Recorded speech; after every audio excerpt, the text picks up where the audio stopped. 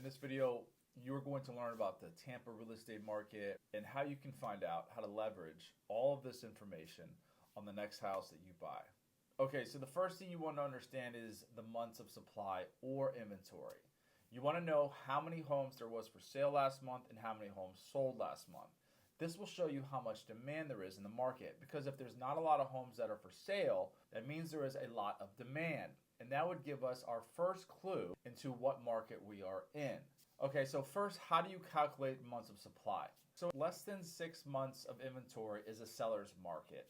Between 4 and 6 months, it's a gray market, but more than 6 months is a buyer's market. How do you calculate months of supply? Say there was 10 homes that were listed last month and 10 homes sold last month. That means there is only 1 month of supply. Now say there was 25 homes that were listed last month and only 5 of them sold. That would give us 5 months of inventory.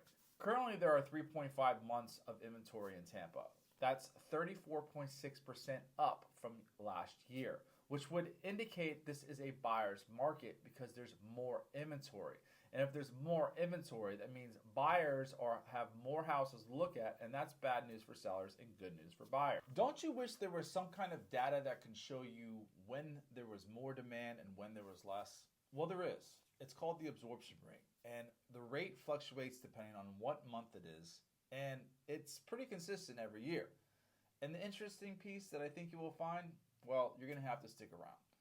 Absorption rate estimates the rate at which active listings are selling in any given market. It's calculated by dividing the number of closed sales by the number of active listings. A low absorption rate means that homes are selling slowly, suggesting a buyer's market, while a high absorption rate means that homes are selling quickly, suggesting a seller's market. So we have the data that will show you when the absorption rate is low and when the absorption rate is high, giving you a better idea of when to buy and when to prepare yourself for a more competitive market. You know what the interesting thing about this data is? In January of 2025, the absorption rate was 23%. 23%. In January of 2024, it was 31%.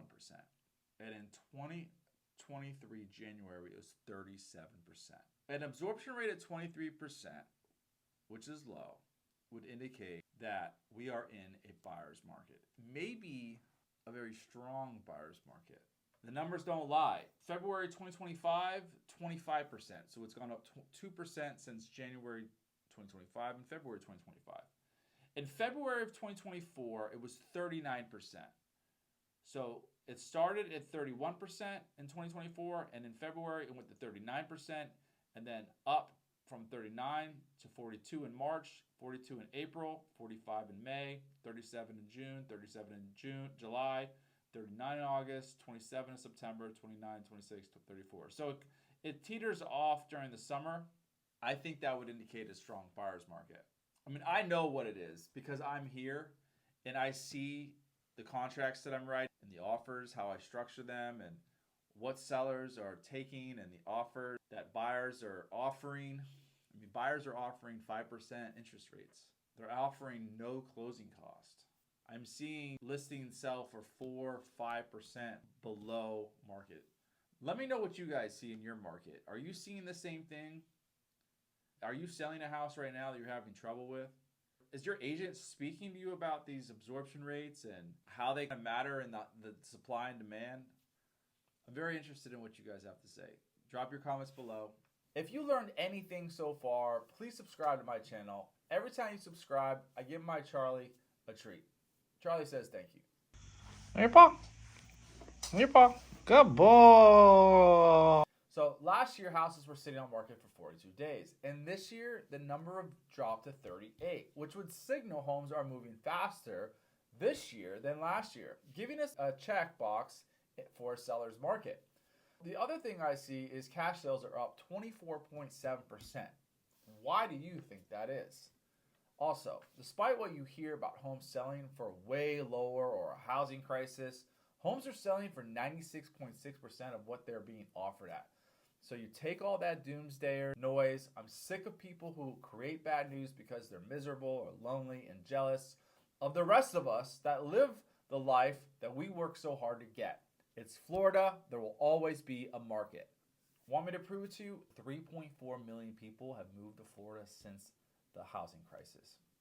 So, if the housing crisis can affect the housing market, you think that Musk or Trump or anyone in office is really going to help or hurt the housing market? I'll let you answer that question. What you need to know is Florida's market will always be good because as long as you have a good job, people with more money than you are going to retire here and continue to drive the market up. So first, like this video, and second, keep watching because I'm just getting started. So, are we in a buyer's market or seller's market in Tampa? With 3.5 months of inventory on the market, historically, we are right in that gray area, which means there's going to be check boxes in the seller's market and check boxes on the buyer's market. As an experienced broker who knows strategies and tricks to get any house lower than it's listed, your leverage really depends on the agent who's helping you. I will tell you that the longer homes sit on market, they are selling for a little less. But if I'm being completely honest, it feels like a buyer's market to me. There's a lot of people selling their homes and they just want to get out of Dodge.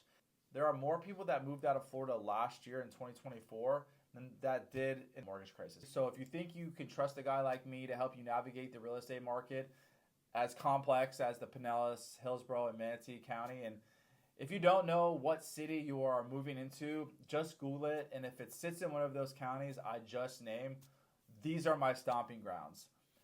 If you enjoyed this video, hit like, please hit subscribe, and until next time, I'll see you on the next video. Take care.